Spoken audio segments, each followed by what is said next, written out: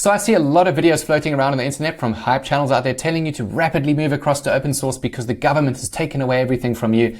That is the worst approach. It's almost as bad as the approach of them telling you to use Fable from day one in the first place. In this video, I'm going to strip away all of the panic and I'm going to show you why open source might not be the best approach for you, especially if you don't really know what's going on under the hood. But more importantly here, the bigger problem is that the influencers who tell you to use this stuff for your AI operating system from day one, they are at fault for not understanding that you should never, ever use a new release the moment that it comes out. In my 12 years of consulting for Fortune 500 and 100 companies, this was something I learned very early on. You never make a change on the day that software is released, because no matter who the vendor is, it could be anyone in any line of software, there will be bugs, there will be security vulnerabilities, and sometimes other software gets taken down too, even if it is in the cloud. So the mistake here isn't entirely on Anthropic. It is the influencers pumping the people who don't know what they don't know to upgrade to these models instantly and run all of their workflows on it despite the cost, despite the fact that it probably had a few bugs in it, and also that no one had had enough time to actually test this stuff properly before putting it into their organization. So one of the reasons that the influencers are chirping that you need to move on to open source is so that you have control.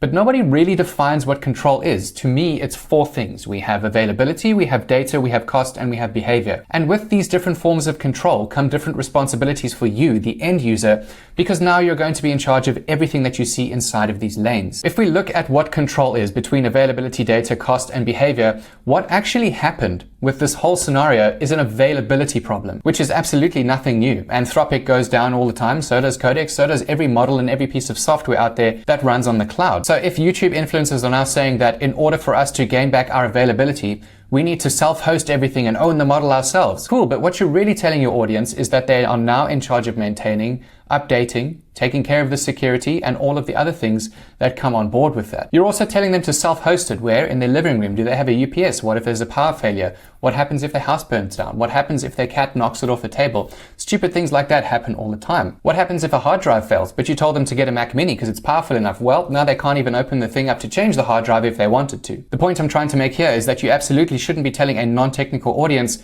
to go and host this thing themselves in their living room, because an availability problem is solved by something called failover. I've made an entire video on this for your AI operating system. If you want to learn about failover, go and watch that video right now. But realistically, when it comes down to this, the only thing that changes between our availability is the fact that a model we shouldn't have been using anyway went down. Everything else still works. So as long as we have designed our system to handle failover, an availability problem really isn't an issue, because we can just flip across to OpenAI or Gemini if we absolutely had to. Skills and all of those frameworks are now universal, so you can use them interchangeably between models. Then next up, there is data control. And of course, this is a very, very important reason why you would want to actually switch to open source, because then you control this data. Perhaps you need to control this data and it can't traverse through something like Anthropic servers or Codex, whatever it is you're using. But the thing here is that most people who are watching stuff on YouTube, they don't have any regulated or legal compliance that they actually need to stick to as a solo founder, to the point where they would need to self-host this that Anthropic couldn't cater for. Because again, there are going to be trade-offs here. You're now self-hosting this thing. Cool. You're now a data processor, which means you need to take care of access control, patching and keys, audits, and if anything gets breached, you are totally screwed because this thing is in your house or perhaps in a data somewhere. We'll get into the data center thing in just a bit. The point being here is that you need to make sure you absolutely need to have this kind of control over your data. Otherwise, the risk to reward here is definitely not worth it. Next up is cost control. If we take a hosted solution, you're going to pay them X amount of money a month and you will know exactly what you're going to get. It is predictable every single month and it's perfect for people who need that kind of predictability. When we switch over to self-hosting, the costs change depending on whether it's just for you or a small team, perhaps a larger company. Those costs scale and they are definitely not going to be the same every single month because things change. Hardware deprecates. Uptime could go down. What if utilization increases? What if you need more power? The point is here, there is less predictability for you as a business, so this can become a problem if you don't know how to project this sort of thing. Then finally, on our control mechanism, we have the behavior control. Wouldn't it be great if we had an untethered model that could do whatever we want, whatever request we had, it would just answer us? That would be amazing. But unfortunately, if you're using this in a business, that can come to bite you in the ass quite easily, because having guardrails in a business actually protects you from getting sued because your model does something illegal or does something to your clients that it shouldn't have done. With no vendor moderating whatever open source model you're using, you would be in charge of implementing all the guardrails that you actually need. Now, of course, this depends on which open source model you're using and how you've set this up around your business. But again, the point is here that you will now be responsible for ensuring that everything here is as safe as it should be. So to sum things up with our control trap over here, when we're looking at Frontier hosted, we are paying them for the convenience, the fact that we might not have the technical capability or be able to afford someone to manage self-hosting for us. There is zero operations that needs to be done. You pay them an exact amount of money and you get exactly what you want every single month. Yes, of course, like most things out there, there is an availability issue from time to time where they could perhaps pull a model because of a government regulation, or even if their system goes down and the API fails, as it does from time to time. But those sorts of things are solved with proper business structure and also failover. Two very simple things to solve, and more importantly, what it solves for you as the business owner or everyday person means you don't have the hassle of having to deal with anything else. You can focus on making money as a business instead of having to learn how all of this other stuff works to then go and make money. Some people might be saying that there is a middle option where you have a managed open source. You use someone else's cloud or someone else's data center to host your own open source model, but realistically what you're doing there is you're just handing over different forms of these controls to different people. Because unless this thing is literally living in your house with the UPS and several other things wired up to it to make sure that it never dies, you are never fully going to control this thing. And you also have to ask yourself, do you really need all of that control? Like, what is the benefit of having all of that control versus having some of this convenience?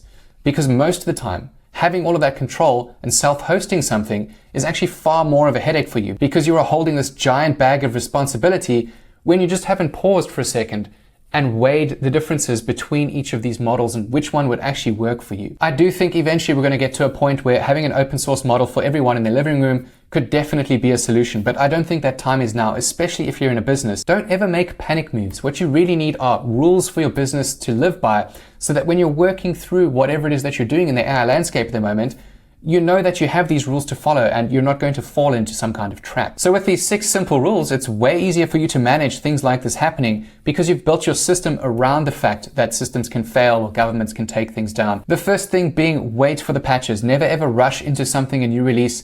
The benefits of it are definitely not going to outweigh the risk of what can actually happen if you suddenly YOLO your way into a new model. The second thing here is to always keep a failover ready. Don't wait until something goes wrong and then say, oh, we need this. Make sure you've got it up front. Make sure it's tested. Make sure you have literally run through a failover scenario to see that everything works in the way it should. Again, I have that video that covers all of that for you. Another thing I always talk about is keeping your context portable. Don't put it into some elaborate system when it absolutely doesn't need to be. For me, I keep mine in Markdown files or up in Notion. Notion has Cloud Sync, much better for teams to collaborate. Otherwise, there's no reason you can't just keep it in Markdown and sync it with Dropbox or something like that. Works perfectly fine. The point is here, we're not locking it to any form of model. It is just information. It can be shared freely between any single system that you're using. Then point number 4 is to test before you depend on something. So if a new model comes out, test it on the same workflows. See if you get the same response, because I guarantee you things are going to change in some way or another, not just from an efficiency perspective. The other thing you need to do is test the token cost. So do the cost of the tokens outweigh what you're getting out of using this new model versus what you were getting out of the old model? Is the lead gen so significantly better that you absolutely have to use this new model over the old one? If not, you probably don't even need to upgrade. Then point number 5 is to know your cost. This can scale according to your team, so make sure that you've kept that in mind.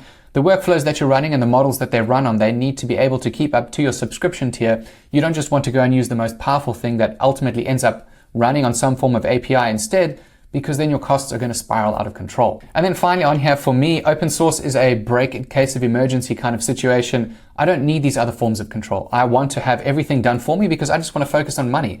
I took the risk as a business owner to never work for anyone ever again, so I already have more than enough responsibility I'll ever need to deal with. Even though I'm super technical, I still don't want that headache, which is why I think it's completely ridiculous to recommend that to a group of people who are already overwhelmed by AI, trying to live their life and run their business with some form of AI, and now get told that they have to self-host this thing because of an availability problem. Completely ridiculous. As long as you stick to these rules, you're probably not ever going to run into a problem with some form of AI because you've catered for any of the scenarios that can take place.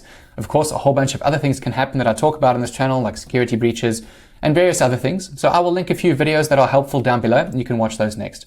I hope this one was helpful. Leave some comments down below. I'd love to talk about it. Otherwise, check out the videos on the screen now. They'll definitely help you in your journey, or you can check out my community where I'm helping people every single day. I'll see you guys later.